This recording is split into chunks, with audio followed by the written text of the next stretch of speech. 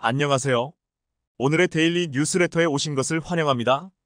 미국 내 유력한 대선 주자인 트럼프 측에서 한국을 향해 지속적으로 방위비 분담금 인상 압박을 걸고 있는 가운데 아예 트럼프 대선 공약이 주한미군 철수 또는 한국에게 방위비를 5배는 더 받아내는 것이 되어가고 있습니다. 게다가 트럼프 측에서 대통령 시절 한국을 향해 핵잠수함 판매를 제안했다는 사실이 알려지면서 주한미군 철수나 방위비 인상은 미끼 작전이었고 사실은 미국이 호주에게 300조 원에 판매했던 것처럼 핵잠수함을 비싸게 넘기는 게 목적이었다는 최측근의 증언까지 나오고 있는 가운데 일본 역시 한국의 동행을 지켜보면서 자신도 핵무장과 핵잠수함을 보유하기 위해 호시탐탐 기회를 노리는 중입니다. 특히 자본력이 막강한 일본인 만큼 미국의 바이든과 트럼프 대권 후보 둘을 상대로 천문학적인 로비를 하고 있다는 사실이 알려졌습니다. 과거 일본은 한반도에서 발발한 6.25를 통해 막대한 경제적 이익을 쌓았고 한때 세계 경제 2위까지 올라섰으며 현재도 4위 수준의 경제력을 유지하고 있습니다.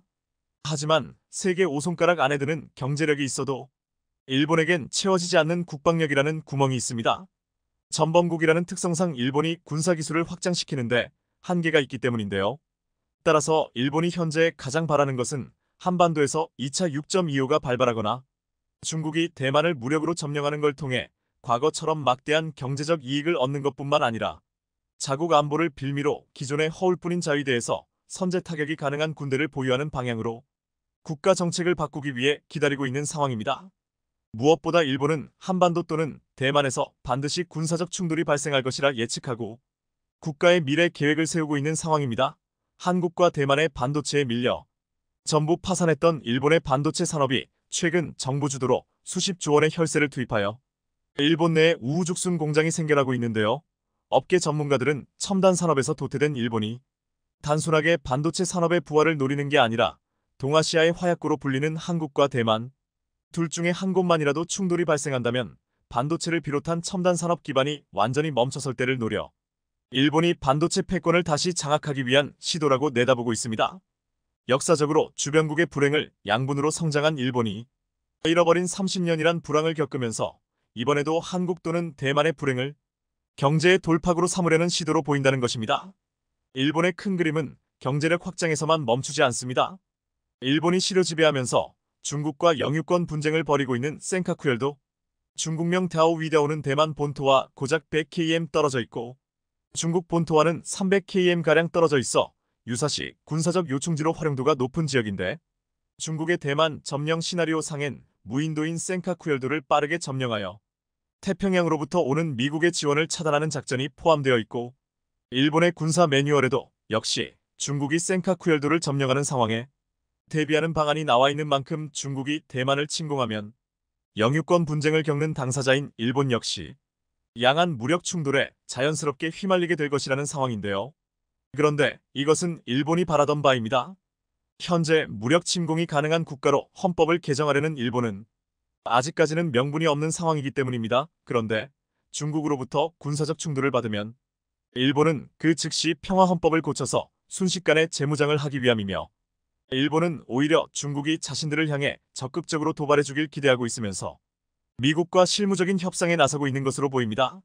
얼마 전 기시다 총리는 미국에 방문하여 바이든 대통령과 함께 정상회담을 진행하였고 그와 동시에 일본의 총리보다 높은 실세라고 평가받는 아소다로 전 총리는 트럼프를 방문해 미국의 대선 후보 2명을 모두 만나는 투트랙 전략을 구사하고 있습니다. 특히 일본이 트럼프 측에게 막대한 로비를 하면서 한국에서 주한미군이 철수하는 조건으로 핵무장이나 핵잠수함이 허용될 것이라는 소식이 들리는데 일본 역시 그렇게 하게 해달라는 요청을 했지만 트럼프의 반응은 굉장히 냉정하다 못해 절대로 불가능하다는 의사를 밝혔습니다. 트럼프가 급진적인 주장을 많이 해서 적당히 로비하고 분위기 좀 맞춰주면 일본은 원하는 것을 얻어낼 줄 알았지만 생각보다 트럼프는 사리분별이 명확한 사람이었던 것이 드러났습니다.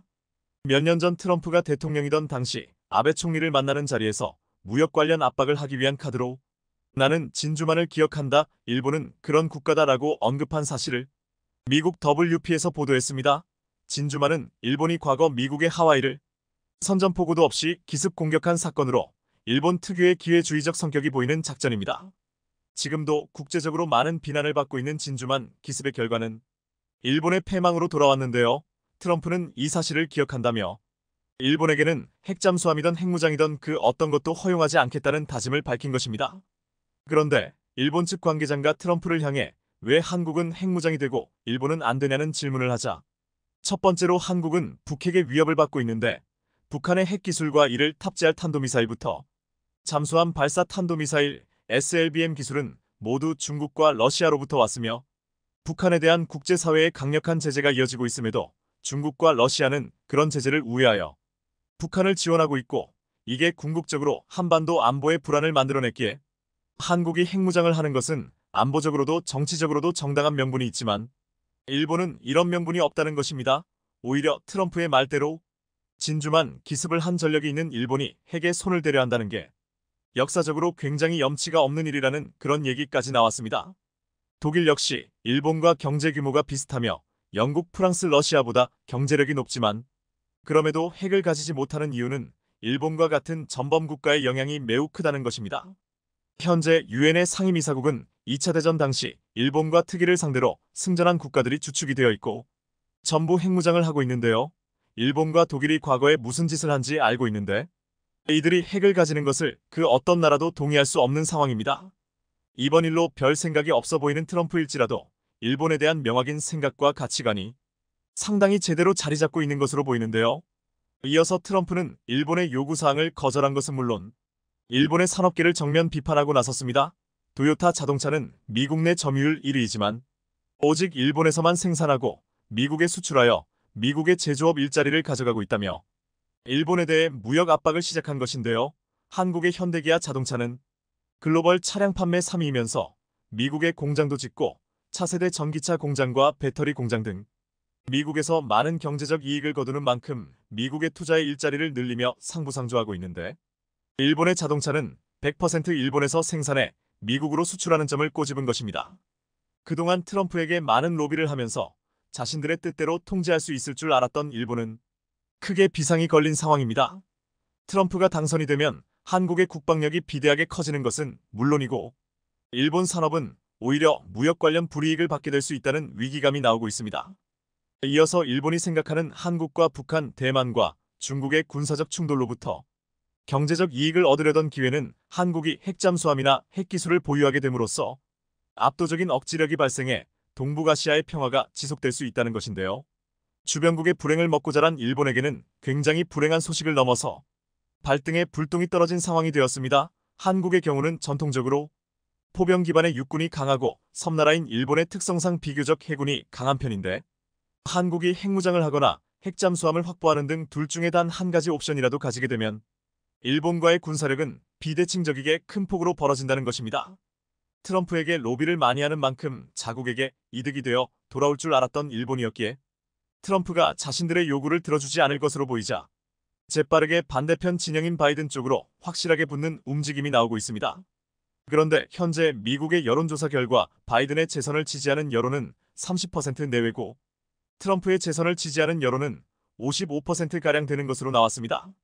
물론 끝까지 가봐야 알겠지만 일본은 현재 30% 수준의 바이든 재선 확률에 걸고 있는데 놀랍게도 바이든 대통령마저 일본에게 호의적이지 않은 것으로 보이는 상황입니다. 얼마 전 바이든 대통령은 일본의 하와이 진주만 공습 83주기에 참석해 목숨을 바친 애국자들을 기리고 나라를 지킨 모든 이들의 용맹을 기념한다고 밝혔습니다. 이어서 지금은 비록 동맹관계이지만 과거의 일본의 행동을 결코 잊어서는 안 될 것이라며 일본이 감추고 싶은 부분을 콕 집어내는 발언을 했습니다. 이어서 가장 위대한 미국의 세대들에게 감사의 마음을 전한다고 밝히면서 세계가 어지럽고 어두운 순간 밝은 곳으로 안내했고 과거의 적을 동맹으로 변화시키는 국제 시스템의 기초를 쌓았다고 말했습니다. 이어서 진주만 당시의 영웅들이 시간이 지날수록 점점 줄어들고 있지만 그들의 영웅적 행동은 시간이 지날수록 더욱 찬란하게 빛날 것이라며 연설을 마쳤는데요. 일본은 바이든을 트럼프의 돌파구로 삼고 있지만 바이든 역시 일본에 대한 인식은 트럼프와 크게 다르지 않은 것으로 보입니다. 일반적으로 고령의 미국인일수록 과거의 경험이 생각보다 강하게 남아서 일본에게 우호적인 태도가 나오지 않고 있는 것으로 보입니다. 우크라이나 전쟁이 예상했던 것보다 장기화되면서 미국을 비롯한 서방 국가들과 러시아 모두 전쟁의 종저부를 찍기 위해 움직이기 시작했는데요. 이 과정에서 러시아가 전술핵을 그것도 우크라이나 국경 근처에 배치하고 있다는 보도도 나오고 있어 유럽을 긴장시키고 있습니다. 여차하면 우크라이나뿐 아니라 서유럽까지도 핵 공격을 당할 가능성이 생겨서지요. 그런 가운데 이들의 눈길을 사로잡을 주장이 미국에서 나오고 있는데요. 바로 한국의 핵무장을 허용해야 한다는 겁니다. 유럽도 아니고 저 멀리 떨어진 동북아에 있는 한국의 핵무장 여부에 유럽이 주목하고 있는 데에는 다 이유가 있습니다. 2024년 5월 23일 기준 우크라이나 전쟁이 발발한 지 어느덧 2년하고도 3달이 지나가려 하고 있습니다. 러시아의 공세를 당해낼 수 없을 거라 여겼던 모두의 예상과 달리 우크라이나가 재빨리 반격에 나서며 전황을 뒤집어 러시아가 패배할 것처럼 보였지만 러시아도 물량 공세를 펴면서 오랫동안 교착 상태가 이어지고 있지요. 그러다 보니 볼로디미르 젤렌스키 우크라이나 대통령도 미국과 나토 등 서방 측에 계속해서 지원을 요청해왔습니다. 그러나 그 사이 팔레스타인 문제를 시작으로 중동 정세도 혼란에 빠져 미국과 나토는 우크라이나에만 신경을 쓸 수 없게 되었습니다. 그 때문에 우크라이나에 대한 서방의 지원은 갈수록 줄어들었는데요. 그러다 최근 러시아군이 대공세를 펼쳐 하르키우 지역과 자포리자 지역이 계속해서 함락되자 미국도 태도를 바꿨습니다. 우크라이나에 패트리어트 방공 미사일과 스팅어 대공 미사일, 브래들리, 장갑차, 제블린 대전차 미사일 등이 포함된 4억 달러 상당의 지원 패키지를 보내기로 한 건데요. 그뿐 아니라 이러한 서방 무기들을 활용해 러시아 본토를 타격하는 것도 용인하기로 했습니다. 토니 블링컨 미 국무장관은 그간 서방에서 지원해준 무기로 우크라이나 외부에 대한 공격을 장려하거나 가능하게 한 적이 없다. 그러나 궁극적으로 우크라이나의 자유와 주권, 영토적 안전성을 보호하기 위한 이 전쟁을 어떻게 수행할 것인지 스스로 결정해야 한다며 사실상 러시아 본토에 대한 공격을 묵인하겠다는 뜻을 밝혔는데요. 이에 따라 우크라이나를 향한 서방 국가들의 지원이 더욱 늘어날 것으로 전망되고 있습니다. 찰스 브라운 미 합참의장이 우크라이나군의 훈련을 지원할 훈련 교관 파병을 고려하고 있다고 하는 등 단순한 무기 지원을 넘어 직접적인 파병 가능성까지 거론되고 있는데요.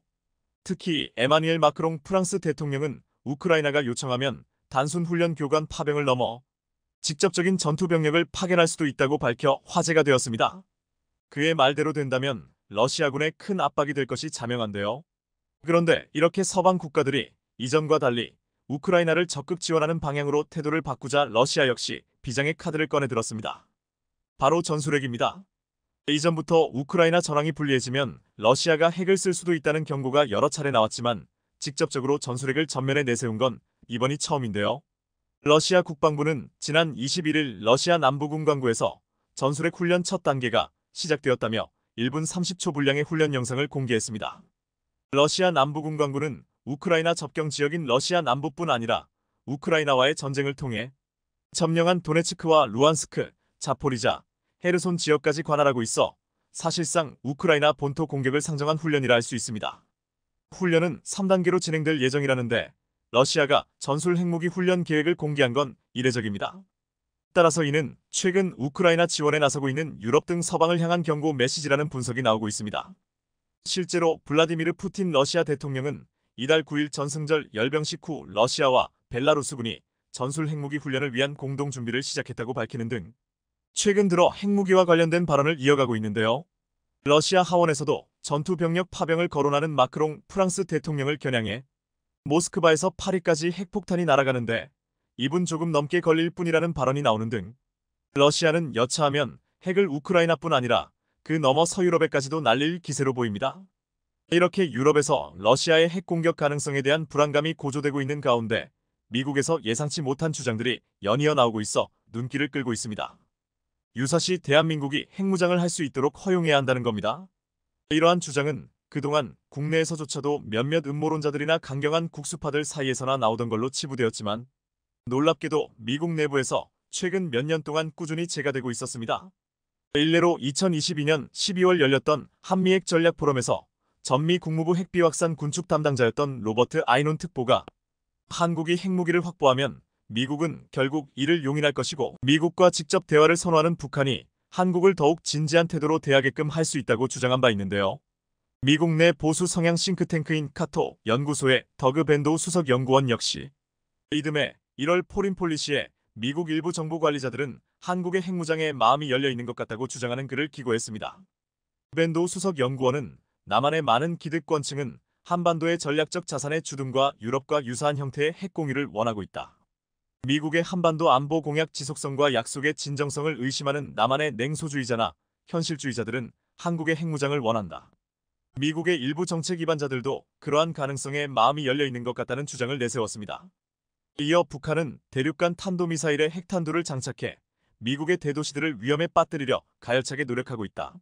미국은 한국이 북한의 핵위협에 처하면 핵무기를 포함해 가용할 수 있는 모든 무기를 동원해 한국을 철통같이 방어할 것이라는 약속을 했지만 과연 김정은 북한 국무위원장이 미 본토에 화염과 분노를 안길 수 있더라도 그 약속을 과연 지킬 수 있겠느냐? 일반적인 보증은 거의 가치가 없다.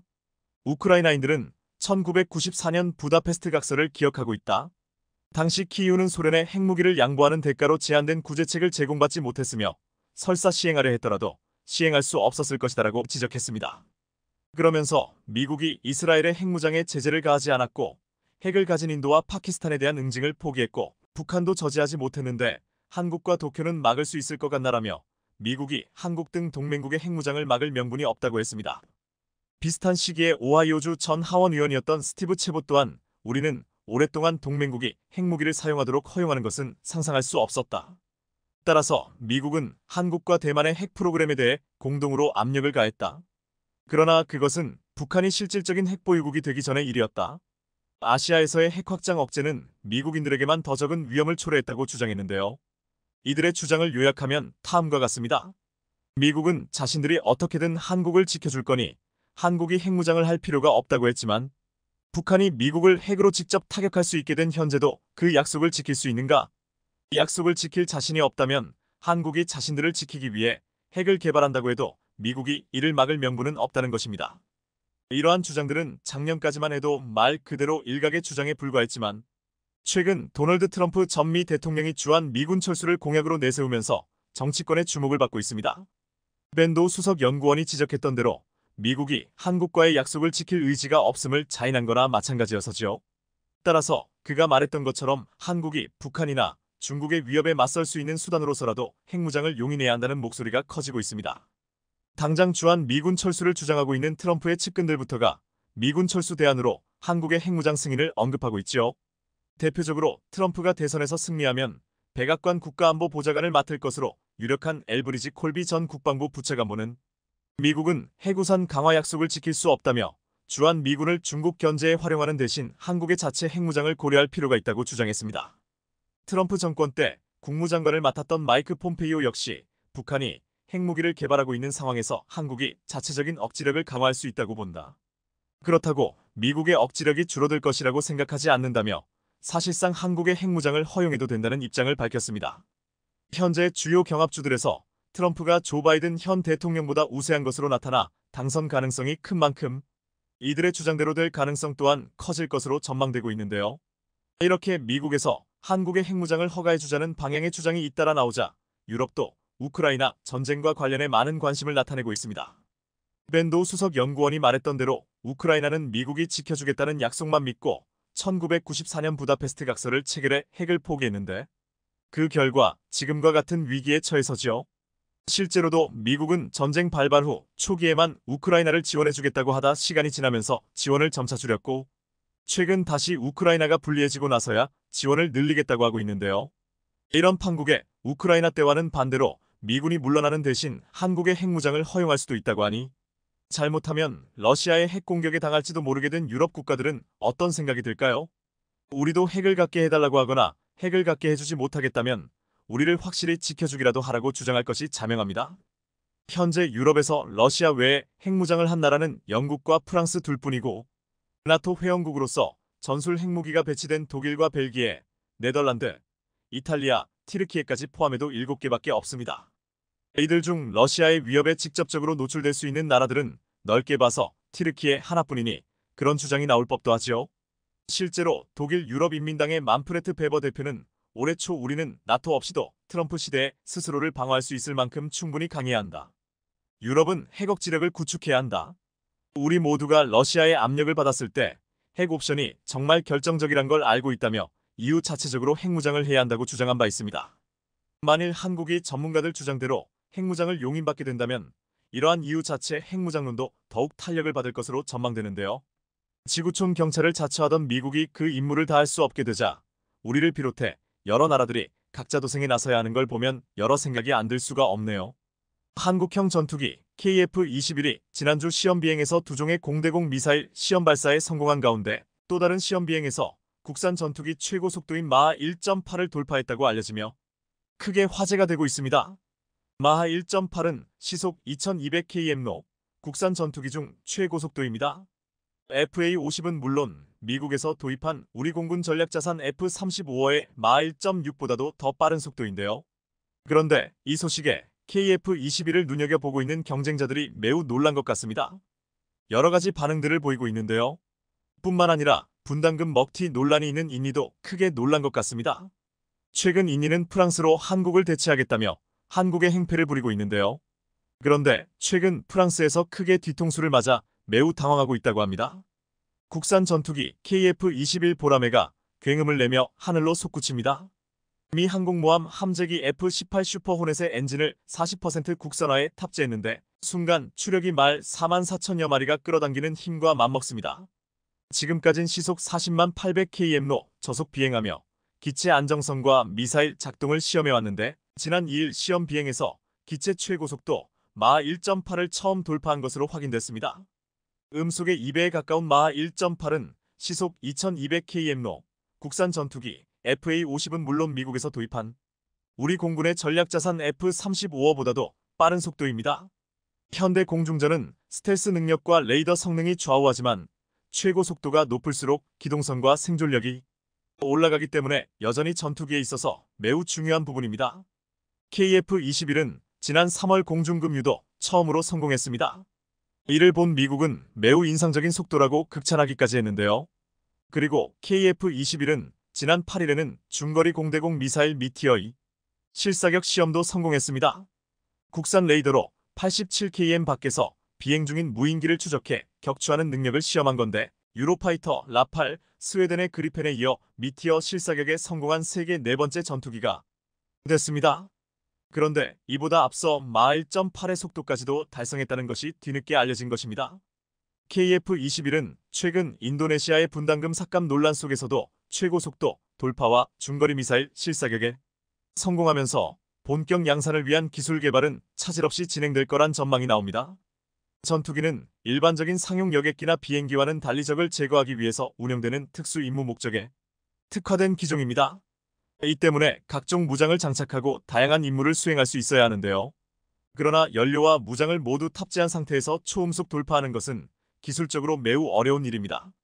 그래서 군사 강국들은 이러한 조건에서 더욱더 높은 속도를 낼 수 있도록 엔진뿐만 아니라 기체 설계 등 다양한 부분을 연구하고 개발하면서 가장 중요한 부분으로 삼고 있는데요. 전투기는 대부분의 공중전이 암속 구간에서 이루어지며 온도와 공기 밀도에 따라서 비행 속도에서 큰 차이가 날 수 있는 연료와 무장 여부에 따라서도 많은 영향을 받습니다. 그래서 최고 속도는 대부분 연료를 적당선에서 채우고 무장을 하지 않은 클린한 상태에서 고도 10km 이상의 고고도 조건에서 이루어지고 있습니다. 이러한 제한된 조건에서만 최고의 속도를 낼 수 있지만 전투기를 만드는 모든 국가들이 왜 최고 속도를 높이기 위해서 굉장한 시간과 돈을 쏟아붓는 이유는 속도가 빠를수록 다양한 장점을 가질 수 있기 때문입니다. 대표적으로 고고도 환경에 먼저 진출해 교전 지역에서 적보다 우위에 설 수 있는 포지션을 차지할 수 있고 이에 따라 중거리 공대공 미사일 발사에서 크게 유리합니다. 최고 속도가 높다는 것은 그만큼 기체 모든 곳에 대한 내부 설계가 강력하다는 것을 의미합니다. 저고도에서 손익붐이나 고고도 환경에서 빠른 속도로 비행할 수 있다는 것은 기체 강성을 입증했다는 것인데요. 보람의 전투기는 일반적인 형태의 기체 설계를 적용했습니다. 고고도 환경에서 고속 비행에 유리한 델타입 구조를 채택하지 않았음에도 마하 1.8 이상을 기록했다는 것은 그만큼 대단한 것인데요. 쌍발로 적용된 강력한 엔진 특성과 기체 무게 중심, 내부 강성에 대한 설계 등 다양한 조건이 완벽하게 이루어졌다는 것을 의미합니다. 대부분의 전투기가 KF-21보다 최고속도가 낮다는 것을 감안한다면 이번의 기록은 그야말로 대성공이라고 말할 수 있습니다. KF-21은 작년 1월에 마하 1 음속 돌파 시험에도 성공하였는데 이번에 마하 1.8까지 돌파하면서 한국의 경쟁자라고 주장하던 터키의 칸 전투기를 크게 제친 것으로 다시 확인된 것입니다. 현재 전 세계에서 가장 인기 있는 F-35 전투기를 개발한 미국에서도 전투기 개발에 엄청난 기간이 걸렸고 큰 어려움이 있었습니다. 개발한 지 20년이 되어가지만 그동안 많은 결함이 발생했고 시행착오가 있었습니다. 게다가 중국이 자랑하는 제-20 전투기는 배치된 지 10년이 다 되었지만 아직 공중급 이후 테스트조차 하지 못했습니다. 그리고 실전이라고 할 만한 모습을 보여준 적도 없습니다. 그런데 한국의 KF-21은 2022년 첫 시험 비행 시작하고 불과 3년도 안 되어 군사강국인 미국과 중국이 하지 못한 일들을 하나둘씩 해내고 있습니다. 인니의 방해에도 불구하고 매우 순조롭게 진행되면서 전 세계 방산업계를 크게 놀라게 하고 있는 것입니다. 게다가 이번에 미티어 발사 성공 직후 그동안 소문으로만 떠돌던 KF-21 탑재할 미티어급 중거리 공대공 미사일 개발을 선언한 것은 물론 KF-21에 탑재할 단거리 공대공 유도탄도 국내 개발 추진하겠다고 밝혀 세계를 또 한 번 놀라게 했습니다. 지난주 보람의 전투기가 시험한 미티어 미사일은 유럽 MBDA가 제작한 것이었습니다. 그래서 그동안 많은 전문가들이 수출 효과를 극대화하기 위해서는 우리가 국산 AESA 레이더를 개발한 것처럼 중거리 미사일 등 항공 무장 역시 본격적인 개발에 나서야 한다는 지적이 많았습니다. 이번에 이렇게 무장까지 국산화를 진행한다고 선언하면서 진짜로 한국의 실행력에 많은 이들이 감탄하고 있는 것입니다. 그런데 상황이 이렇자 지금 인도네시아에서는 당황스러운 모습들을 보이며 황당한 기사를 내보내고 있는데요. 앞서 인니 매체 조나자카르타는 지난 10일 한국이 KF-21 보람에 대한 중요한 데이터가 도난당한 것으로 의심하고 인도네시아 비용을 삭감했다라는 제목으로 보도했습니다. 이 기사에서는 인니가 받는 기술 이전은 3분의 1만 받을 것이며 초기에 약속한 프로토타입을 얻지 못한다는 것을 의미한다라고 밝혔습니다. 원래 예정대로라면 KF-21 CJ-5호기가 인니에 가는 것이었지만 인니의 그동안 행패와 이번 유출 사건 등으로 한국은 인니에게 CJ기를 주지 않겠다고 선언한 것입니다. 그러자 최근 조나자카르타는 황당한 내용의 기사를 게재했는데요. 인도네시아 KF-21 보람에 접목한 라팔 핵심 기술 공급 기회 빼앗을 수도라는 제목의 기사를 보도했습니다. 이 기사에는 굉장히 황당하고 충격적인 내용이 담겨져 있었습니다. KF-21과 라팔은 비슷한 점이 많은데 KF-21은 스톰 섀도우, 미티어 미사일 등 라팔이 일반적으로 탑재하는 미사일을 탑재할 수 있는 설계라고 했습니다. 그러면서 매체는 한국이 주지 않는 핵심 4대 기술을 받을 수 있는 방법이 있다라고 했습니다. 인니가 프랑스 라팔을 42기나 도입하기 때문에 프랑스에서 핵심 기술을 받아오면 된다. 프랑스 다쏘는 전투기 기술을 제공하는데 주저하지 않을 것이라고 밝힌 것입니다. 즉, 인도네시아는 돈이 없어서 KF-21 분담금을 내지 못한다고 말하면서 프랑스 라팔을 계약해 한국이 주지 않는 핵심 기술을 프랑스에서 받겠다는 수작이 드러난 것입니다. 하지만 이는 단단히 착각을 하고 있는 것인데요. 이것은 인니 매체의 혼자만의 생각으로 프랑스는 전혀 그렇게 생각하지 않는 것 같습니다. 아시다시피 프랑스는 기술 이전은 불구하고 뒤통수를 치기로 유명합니다. 이전에 인도도 100기가 넘는 라팔을 사겠다고 하다가 막판에 프랑스가 기술 이전을 안 하겠다고 하면서 결국 30대 정도로만 축소하게 되었습니다. 전투기 100기를 넘게 산다고 했지만 프랑스는 가격 절충도 안 해주고 인도 현지 생산도 거부했기 때문입니다. 결국 인니는 한국에게 돈 없다고 하더니 프랑스의 기술 이전을 믿고 프랑스 잠수함과 전투기 모두를 샀지만 결국엔 인니가 꿈꾸는 기술 이전은 없을 것이라는 평가가 나오고 있습니다. 이와 같이 인니는 프랑스를 믿고 한국과의 사업을 파토내고 한국에 큰 피해를 주고 있습니다. 그러나 결국 인니는 프랑스에게 이용만 당할 것으로 전망되고 있습니다. 반면 한국은 KF-21의 각종 시험 비행과 무장 발사 시험 등 순조롭다 못해 예상보다 빠른 진행 일정으로 세상을 놀라게 하고 있습니다. 게다가 전투기 부품의 국산화도 착착 진행하면서 이번에는 전투기 엔진까지 국산화를 노리고 있습니다. 전투기를 만드는 많은 국가들이 항공 엔진 기술 국산화에 목을 메고 있는데요. 그 이유는 첫째, 자체 개발 전투기에 자체 개발 항공 엔진을 탑재할 수 있다면 우리는 그 누구의 승인을 보지 않고 수출할 수 있으며 이를 통해 막대한 부를 창출할 수 있기 때문입니다. 한국이 만일 자체 항공 엔진을 개발해 글로벌 시장의 1%만 차지해도 앞으로 20년간 무려 9조 4천억 원 이상의 부가가치를 창출할 수 있을 정도로 이 시장은 막강합니다. 둘째, 우리나라 국방의 독립성이 강화되기 때문입니다. 그 누구의 눈치를 보지 않아도 되는 것입니다. 그래서 이번에 한국도 한국산 전투기의 심장에 국산 항공 엔진을 탑재하기 위해 독자 개발 나섰습니다. 항공 엔진 독자 개발 프로젝트의 맨 선두에는 한화에어로스페이스가 있습니다. 이번에 한화에어로스페이스는 한국 정부와 함께 2030년대 후반까지 1만 5천 파운드급 엔진을 개발한다는 목표로 글로벌 항공 엔진 개발에 박차를 가하고 있습니다. 한국이 독자 개발의 꿈을 꾸는 이유는 향후 스텔스 기능을 탑재할 KF-21 블록 3 모델 등 5세대 전투기와 인공지능 AI 기술과 무인 운용 기반의 6세대 전투기 시대에 대비하기 위해서입니다. 한국이 얼마나 단시간에 차세대 전투기의 국산화에 성공했는가를 눈으로 본 많은 경쟁 국가들은 한국이 또 얼마나 단시간에 항공엔진 기술까지도 국산화할까 노심초사하는 모습입니다. 이러한 핵심 기술들을 갖기 위해 정부와 민간이 긴밀히 협력해 가장 빠른 시간 안에 목표를 달성하길 기대해보겠습니다. 한국이 해군 함대를 3배 규모로 확충하려 한다는 소식이 중국과 일본이 발칵 뒤집혔습니다. 아시아 군비 경쟁의 판을 한 번에 뒤바꿀 수 있는 사건이기 때문입니다.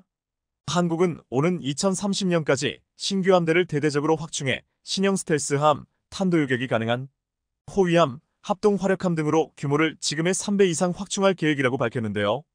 더구나 이전까지 상상도 못했던 초강력 군함을 다수 배치하겠다고 밝히자 한국의 이 같은 계획이 현실이 되면 한국이 어느 편을 드느냐에 따라 아시아의 균형이 요동칠 게 분명하기 때문에 아시아 국가들은 지금 한국의 해군 전력 확대를 두려운 눈으로 예의주시하고 있습니다. 그런데 한국이 이처럼 기존 해군의 전력을 완전히 뒤엎어 막강 해군으로 거듭나겠다는 혁신적인 계획을 발표하자 가장 긴장한 건 일본이었습니다. 미국의 지원을 등에 업고 서방 동맹의 선봉에 서려 했는데 글로벌 방산 무기 시장의 새로운 강자로 떠오른 한국이 해군 전력마저 강화하자 긴장한 빛이 역력했습니다. 중국 역시 한국의 이지스 시스템을 갖춘 정조대왕함의 성능이 상상 그 이상으로 알려지자 한국이 본인들의 군함을 베꼈다며 망언을 서슴지 않고 있습니다. 일본과 중국이 두려워할 한국 해군의 전력 증강 계획은 무엇이고 중국과 일본이 두려워하는 핵심은 무엇인지 중, 일 해군 제독들이 절망한 이후 1998년 취역한 광개토대왕급 구축함의 취역을 시작으로 일본에 비해 열세에 있었던 한국 해군은 급속도로 발전하기 시작했습니다. 2019년 한국은 자체적인 함대공 능력을 보유한 2척의 대형 수송함과 3척의 이지스함, 6척의 구축함과 7척의 신형 호위함이 실전 배치되어 있는데요. 그런데 한국의 해군력 발전은 이제부터 시작이라 해도 과언이 아닙니다. 내년부터 2030년까지 신형 군함이 쏟아져 나올 예정이기 때문입니다. 우선 2024년에는 도산 안창호급 배치 2 잠수함의 1번함이 진수됩니다. 도산 안창호급은 수직 발사관의 수를 10발로 늘렸습니다. 이 잠수함은 우리 해군의 날카로운 비수가 되어줄 것입니다. 도산 안창호급은 총 3척이 건조될 예정인데 목표가 달성되면 우리 해군은 총 6척에 도산 안창호급 48발의 SLBM 발사 능력을 확보하게 됩니다.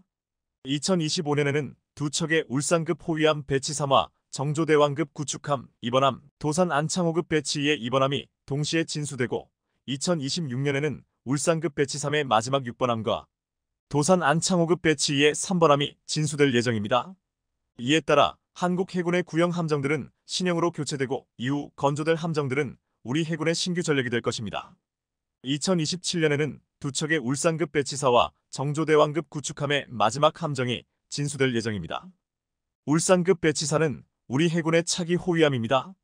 만재 배수량은 기존 대비 더 키우고 이 밖에도 완전전기 추진, 고출력 레이저 무기 탑재 등 더 다양한 전력 탑재는 아직까지는 비밀사항입니다. 그리고 대망의 2028년은 우리 해군의 역사가 다시 씌어지는 해가 될 것입니다. 정조대왕급 구축함 3척이 완전히 취역하면서 대한민국 해군이 이지스함 6척 체제를 완비할 뿐만 아니라 한국형 구축함 KDDX 1번함이 진수될 것이기 때문입니다. 한국형 구축함 KDDX는 경하 6,000톤, 만재 8,000톤 고도의 스텔스 설계와 완전 전기 추진, 통합 마스트 등이 적용된 완벽한 미래 함정입니다. 그리고 2030년 울산급 배치사의 마지막 5, 6번함이 취역하게 됩니다. 또한 한국형 항공모함의 본격 건조가 시작될 예정입니다. 이러니 중국과 일본이 긴장할 수밖에 없는 것인데요. 한국 해군이 이렇게 대함대 건설을 차근차근 진행하고 특히 정조대왕함이 자신들이 건조한 1만 3천 톤급의 이지스함보다 성능이 우수한 것으로 알려지자 중국은 한국이 중국의 자랑인 55급 구축함을 한국이 베꼈고 그렇게 베껴서 만든 정조대왕함은 과무장되어 있다 고 망언을 하기 시작했습니다. 또한 한국은 정조대왕함에 자체 기술로 수직 발사대를 건조, 탑재한 것은 물론 대형 미사일들을 통합하면서 중국을 견제하려고 하고 있다. 궁극적으로 중국에게 위협이 되고 있다 고 한국의 방위산업 성장에 노골적으로 경계심을 표출했습니다. 참고로 정조대왕함의 수직 발사대는 미국에서 이전받은 발사대가 아니라 한국이 자체 기술로 개발, 탑재한 KVLS-1, KVLS-2가 주력입니다. 그런데 중국은 한국의 자체 기술로 개발한 이 수직 발사대가 베일에 쌓여 있어 어떠한 무기 체계를 운영할지 알 수 없다며 이렇게 우려를 표했습니다. 정조대왕함에 있는 KVLS-2는 850 직경으로 파악되고 있으며 한국은 이런 대형 사이즈의 수직 발사대를 중국에 이어 두 번째로 자체 개발했다.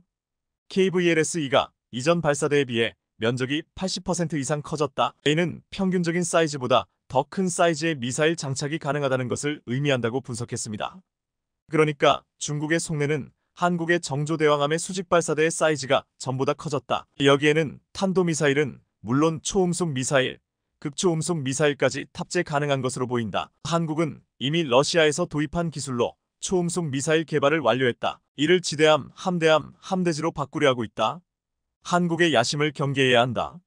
더구나 미국은 대한민국의 환심을 사기 위해 정조대왕함에 SMU까지 판매했다. 그런데도 한국은 여기에 만족하지 않고 LSAM 해상형 미사일을 자체적으로 개발하고 있다. 10년 내에 한국이 중국을 능가하는 방어 능력을 갖출 것이라는 이야기를 하고 싶은 것이었습니다. 한국의 정조대왕함의 성능과 탑재 무기들의 면면을 심층 분석한 티가 납니다. 또한 중국 언론들은 미국이 아직도 710급 수직발사관 개발 과정에서 문제를 해결하지 못하고 있는데 중국이 850급 수직발사관을 개발한 이후 한국이 두 번째로 850급 수직발사관을 개발한 국가가 되었다며 한국의 저력을 놀라워했는데요. 중국은 지금까지 자신들이 2014년 850급 수직발사관을 세계 최초로 개발했다는 사실을 대대적으로 홍보해왔고 자랑으로 여겨왔는데 한국이 곧바로 넘어버렸으니 당황스러울 만도 합니다. 무엇보다 정조대왕함이 운용하는 수직발사대는 무려 104개, 중국의 난칭함은 112개를 운용하고 있는데 정조대왕함은 난칭함에 비해 배수량이 작은데도 중국과 대등한 성능을 갖추고 있다는 점에서 상당히 놀란 모습입니다. 그리고 중국이 또 하나 놀라워한 점은 미국이 조선업 쇠퇴로 자국 내에서 군함을 건조하는데 시간이 오래 걸리자 한국에게 군함 건조를 의뢰할 가능성도 높아지고 있는데 한국은 일본보다 더 빨리 군함과 잠수함을 건조할 수 있다는 점이었습니다. 그리고 뭔가를 빨리 만들기로 치면 중국을 따라갈 나라가 없을 거라고 생각했는지 한국이 정조대왕함을 만들겠다고 발표한 뒤 무려 17개월 만에 완성했다며 이러한 건조 속도는 중국과 비교해도 빠른 것이다. 미 해군이 부족한 군함을 보충하기 위해 한국의 건조 능력을 끌어들이면 미 해군의 군함 건조 속도는 무섭게 빨라질 것이라고 한국이 미 해군을 보조할 수 있다는 점을 극히 두려워했습니다. 그러니까 중국이 두려워하고 있는 것은 정조대왕함이 갖고 있는 한국 자체 기술의 수직발사대와 한국의 무서운 군함 건조 능력과 세계 제1의 건조 속도였습니다. 얼마 전까지만 해도 중국은 한국 무기 별것 없다며 폄하하기 일쑤였는데 이처럼 올해 들어 중국 언론들의 논조가 크게 달라지고 있습니다. 한국의 군함 건조 능력이 무섭게 성장했으니 경계해야 한다. 는 식으로 말입니다. 그런데 중국 언론들은 이렇게 정조대왕함을 심층 분석하는 것에서 그치지 않고 역시나 헛소리를 빼놓지 않았습니다. 한국은 여기저기서 끌어온 것을 통합하는데 능한데 중국 난창함도 베낀 것으로 보인다. 그래서 정조대왕함의 출현을 가볍게 보아서는 안 된다. 베끼기에 능한 한국 해군은 앞으로 중국 해군의 새로운 위협이 될 것이다. 고 이런 중국의 망언에 대해 한 한국 네티즌은 보다 못해 이런 댓글을 달아 시청해주셔서 감사합니다.